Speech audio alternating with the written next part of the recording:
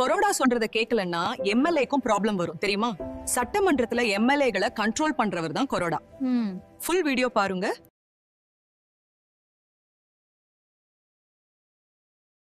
வணக்கம்.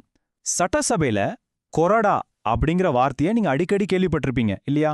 ஆனா அதோட உண்மையான அர்த்தம் என்ன, அவங்களுக்கு இருக்கிற அதிகாரம் என்ன, வாங்க இன்னைக்கு இத பத்தினா நம்ம விளக்கமா பார்க்க போறோம். சரி, கொரேடான்னு சொன்னோன்னே உங்க மனசுல என்ன வருது?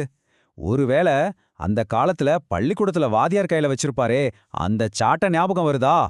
அரசியல்ல இதுக்கு என்னங்க வேலை? வாங்க பார்க்கலாம். முதல்ல ஒரு விஷயத்த ரொம்ப தெளிவா புரிஞ்சுக்கலாம். சட்டமன்றத்துல கொறடாங்கிறது ஒரு பொருளையோ இல்ல நிஜமான சாட்டையையோ குறிக்கிறது இல்ல. அது ஒரு ரொம்ப முக்கியமான பதவி. அதாவது ஒவ்வொரு கட்சியும் தங்களோட எம்எல்ஏக்களை வழி நடத்துறதுக்கும் கட்டுக்கோப்பா வச்சுக்கிறதுக்கும் நியமிக்கிற ஒரு நபர் தான் இந்த கொறடா. இந்த கொரடாவோட வேலையை ரொம்ப சுலபமா புரிஞ்சுக்க நம்ம எல்லாருக்கும் தெரிஞ்ச ஒரு சின்ன உதாரணத்தை பார்க்கலாம். இப்ப யோசிச்சு பாருங்க, ஒரு ஸ்கூல்ல இருந்து ஸ்டூடெண்ட்ஸை ஒரு ஸ்போர்ட்ஸ் மீட்டுக்காக வெளியில கூட்டிட்டு போறாங்க. அப்போ அவங்க கூட கண்டிப்பா யார் போவா? அந்த ஸ்கூலோட பிடி மாஸ்டர் போவார் இல்லையா? அந்த ட்ரிப்ல பிடி மாஸ்டரோட வேலை என்ன? எல்லா மாணவர்களும் ஒன்னா இருக்கணும், சொன்ன பேச்ச கேட்கணும், ஒழுக்கமா நடந்துக்கணும். அத பாத்துக்கிறது தான் அவரோட வேலை. கிட்டத்தட்ட அதே வேலை தான் சட்டசபையில கொறடாவுக்கும். தன்னோட கட்சி எம்எல்ஏக்கள் யாரும் சிதறி போகாம கட்சியோட கட்டுப்பாட்டுல ஒரே அணியா செயல்படுறத உறுதி செய்யறது தான் இவரோட வேலை. சரி, இந்த கொறடா அமைப்பு எப்படி வேலை செய்யுதுன்னு பாப்போம். சட்டசபையில இருக்கிற ஒவ்வொரு கட்சிக்குமே ஒரு கொறடா இருப்பாரு. அவருக்கு உதவி செய்ய ஒரு துணை கொறடாவும் இருப்பாரு. இவங்களையெல்லாம் அந்தந்த கட்சி தான் தங்களுக்குள்ள இருந்து தேர்ந்தெடுக்கும். சொல்லப்போனா கட்சியோட ஒற்றுமையை பாதுகாக்கிறது தான் இவங்களோட தலையாய கடமை. இப்போ வாங்க ஒரு கொரடாவோட அதிகாரங்கள் மற்றும் கடமைகள் என்னென்னு ஒன்னொன்னா பார்க்கலாம்.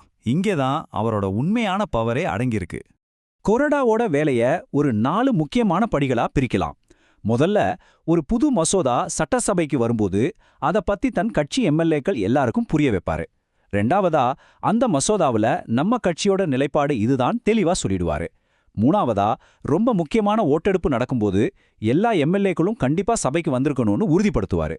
கடைசியா, இதுதான் ரொம்ப முக்கியம், கட்சி சொல்றபடி மசோதாக்கு ஆதரவாவோ இல்ல எதிராவோ ஓட்டு போடணும்னு கட்டளையிடுவாரு. இங்கதான் ஒரு பெரிய கேள்வி வருது. ஒருவேளை ஒரு எம்எல்ஏ தன்னோட மனசாட்சிப்படி இல்ல வேற ஒரு காரணத்துக்காக கட்சியோட நிலைப்பாட்டை மீறி கொரடாவோட உத்தரவுக்கு எதிரா ஓட்டு போட்டா என்ன ஆகும்? கொறடாவோட உத்தரவை மீறுறதுங்கிறது ஒரு சாதாரண விஷயம் கிடையாது. அது ஒரு எம்எல்ஏவோட அரசியல் வாழ்க்கையையே கேள்விக்குறியாக்கக்கூடிய ஒரு ரொம்ப சீரியஸான செயல்.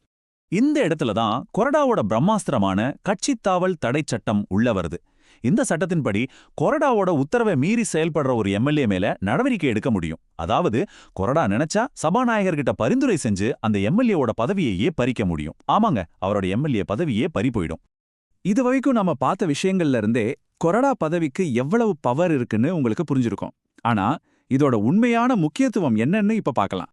இதாங்க விஷயமே. தனித்தனி கருத்துக்களோட இருக்கிற பல எம்எல்ஏக்களை ஒரு கட்சியின் கீழே ஒரே குரலா உடைக்க முடியாத ஒரு அரசியல் சக்தியா மாத்துறது தான் கொறடாவோட வேலை. இதுதான் ஒரு கட்சிக்கு உண்மையான பலத்தை கொடுக்குது. கடைசியா உங்க சிந்தனைக்கு ஒரு கேள்வி.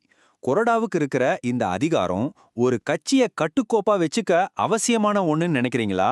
இல்ல மக்களால தேர்ந்தெடுக்கப்பட்ட ஒரு எம்எல்ஏ தன்னோட மனசாட்சிப்படி செயல்படுறதுக்கு இது ஒரு தடையா இருக்குன்னு நினைக்கிறீங்களா? இத பத்தி நீங்க என்ன நினைக்கிறீங்க?